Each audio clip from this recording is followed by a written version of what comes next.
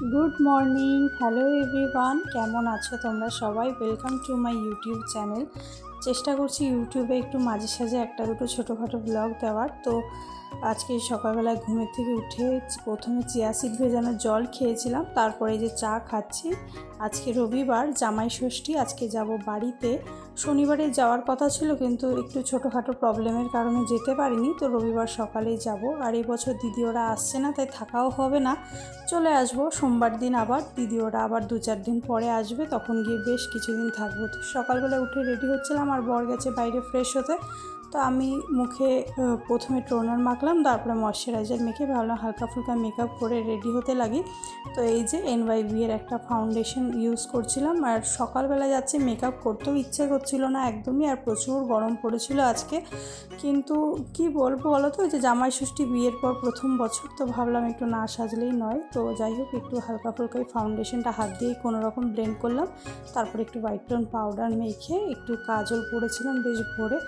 জানি না কেন রিসেন্টলি আমার প্রচুর কাজল পরতে খুব ভালো লাগে, একটু মোটা করে কাজল পরতে বেশ ভালো লাগে, একটু আর লাইনার পরে ব্যাস লাস্টে একটু লিপস্টিক পরে মেকআপটাকে শেষ করব। শাড়ির সাথে ম্যাচ করে লিপস্টিকটা পরছিলাম পিঙ্ক কালারে। আর ফুল লুকটা কেমন হয়েছে তোমাদের সাথে অবশ্যই শেয়ার করব।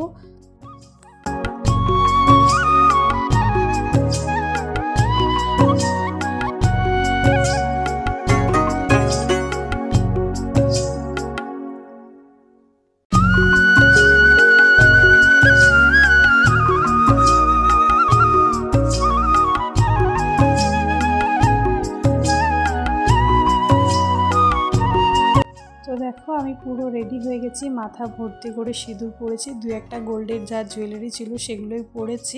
যেহেতু প্রথম বছর, ফার্স্টেই বললাম একটু না সাজলেই নয়। আমার সাজটা কেমন হয়েছে তোমরা আমাকে অবশ্যই জানিও। আর এই শাড়িটা আমি বিয়ের সময় নিয়েছিলাম, দোকানে গিয়েছিলাম, খুব পছন্দ হয়েছিল তাই নিয়েছি। তো ভাবলাম ষষ্ঠীতে এই শাড়িটাই পরা যাক। তো চলো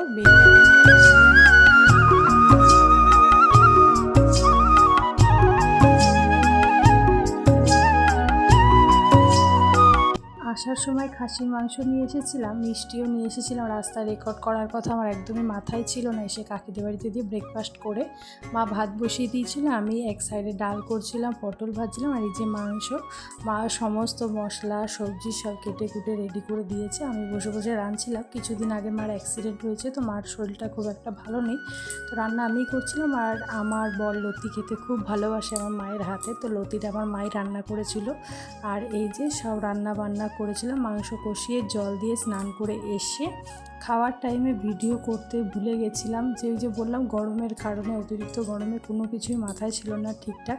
আর যে মাংসটা হয়ে এসেছে প্রায়, আর মাংসটার কালারটা দেখো কত সুন্দর এসছে।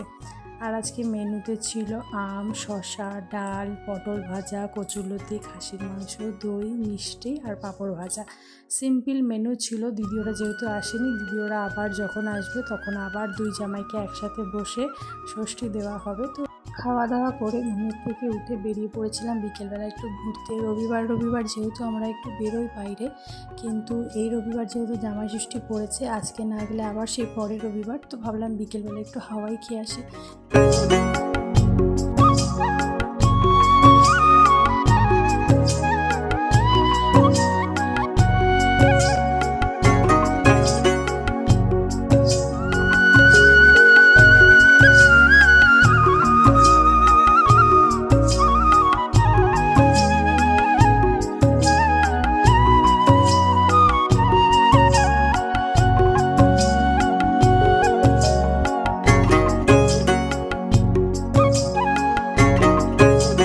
চলে এসেছিলাম রন্ডিয়াতে। আমাদের পানাগড়ে ঘোরার জায়গা বলতে তো এই একটাই। আর আমার বর না প্রচণ্ড ক্যামেরা শাই, মানে ও ক্যামেরা যদি ওর দিকে ঘুরে ও উল্টো দিকে চলে যাবে, এরকম একটা ব্যাপার। ক্যামেরাতে ও আসতেই চায় না। ও আমাকে সবসময় বলে তুই ভিডিও করবি কর, কিন্তু আমাকে নিবি না। তো যাই হোক, দুজনে মিলে বসে বেশ খানিকক্ষণ সময় কাটিয়ে, আর দোকানপাট ছিল প্রচুর, খাবার তো খেয়ে এসেছিলাম বাড়ি থেকে পেট ভরা, সেরকম কিছু খাইনি। একটা করে আইসক্রিম খেয়ে একটু সন্ধে করে আমরা বাড়ি চলে এসেছিলাম। রাস্তায় আসার সময় রেল গেটে আমাদের বেশ খানিকক্ষণ, প্রায় আধা ঘন্টা 40 মিনিট মতন দাঁড়িয়ে থাকতে হয়েছে ট্রেনের জন্য। আর যাওয়ার সময় মাকে বলেই গেছিলাম মা একটু পায়েস রান্না করবে, খুব পায়েস খেতে ইচ্ছা করছে। তো বাড়িতে এসে দেখি মা এই যে পায়েস রান্না করছে, আর আমরা পায়েস খেয়ে দিনটাকে শেষ করলাম। তো ভিডিওটা কেমন লাগলো তোমরা অবশ্যই জানাবে। ভিডিওটা ভালো লাগলে চ্যানেলটাকে লাইক, কমেন্ট, শেয়ার আর সাবস্ক্রাইব করে আমার পাশে থাকবে।